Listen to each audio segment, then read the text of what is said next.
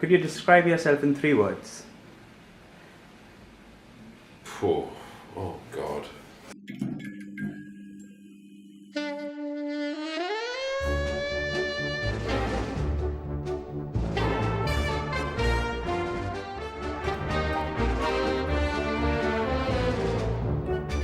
Look into the camera and just introduce yourself first. Steve Annis, I'm a director of photography.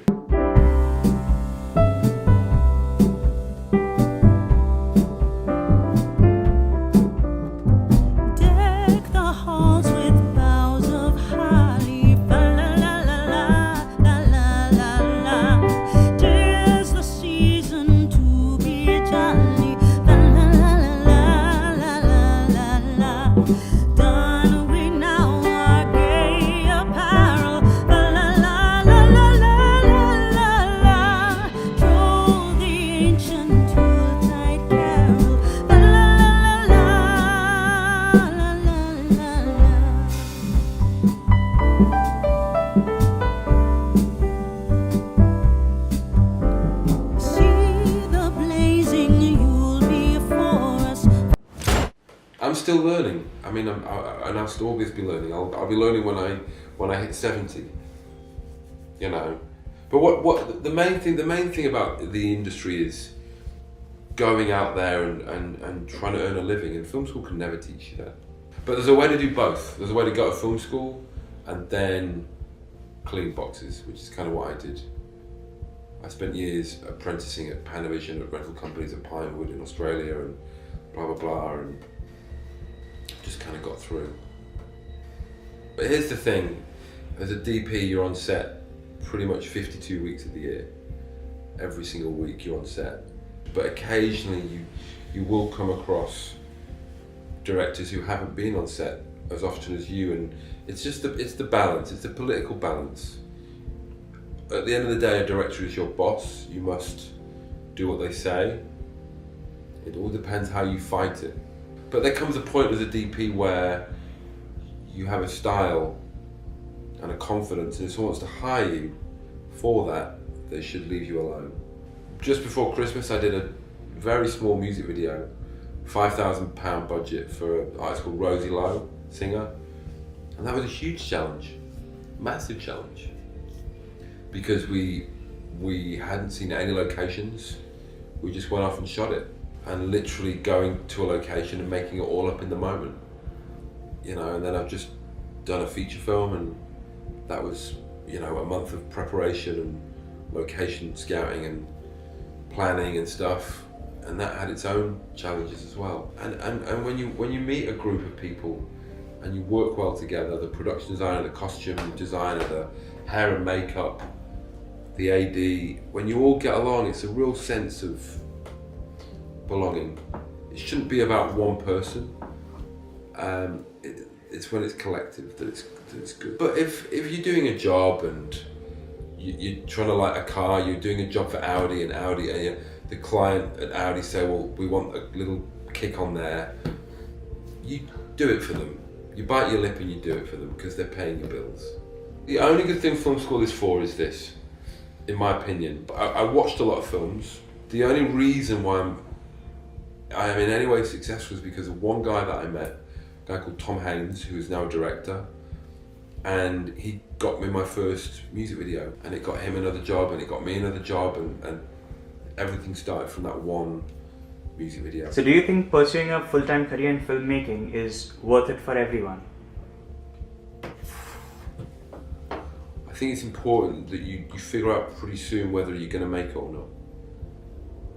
I mean, you could just keep going, and there's a point where you have to say, am I good at this? I was just lucky enough to have parents who made me go out and work when I was 16. And I'm really grateful that they did that, because that set the kind of path of what I regard as being humble, being grateful for a paycheck, being responsible with money, blah, blah, blah. Because of the distribution platforms like Netflix, Amazon, and etc. Yeah. Cinema is dying slowly. Like, people are not getting enough reasons to go. I don't think cinema is dying. I think the options of smaller films being going into the cinema are dying. That's the thing that's dying.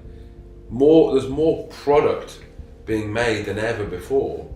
There's more films being made, there's more content, more commercials, more music videos, more things are being seen more than any other time. But then the feel of watching a movie in a theatre and Well, that's watching been compromised, yeah. But a DP, a good DP won't compromise what he's doing.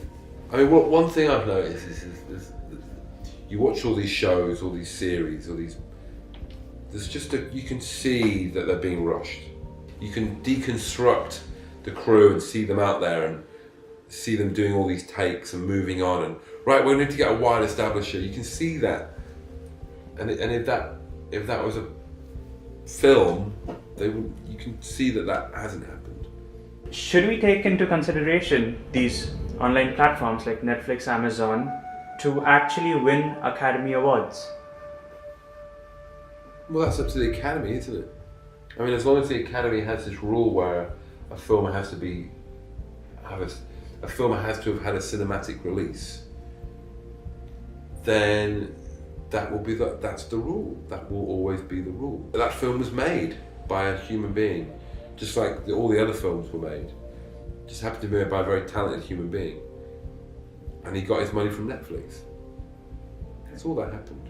I think it's fine. What do you feel is one of the most important skill sets as a DOP one must possess? Luck. Yeah, but then it's about making luck. The lenses and the cameras are so relevant. The story is gonna tell itself beautifully, regardless of what camera and lenses you're using. And so do with new film, which is about the basketball. Oh yeah, shot on an iPhone. Shot on iPhone. Everyone's saying it's incredible.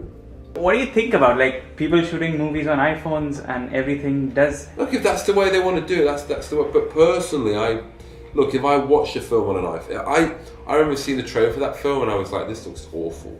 I guess there's a level of aesthetic that I need in order to be invested in a film. Do you understand? Mm-hmm. Whether it's important to the public, who knows? What do you think is the number one problem among young filmmakers today, and what can they do to improve themselves? Talk to people. Pick up the phone and talk to people. Or meet people and say, hello, I'm a human being. That's the main problem.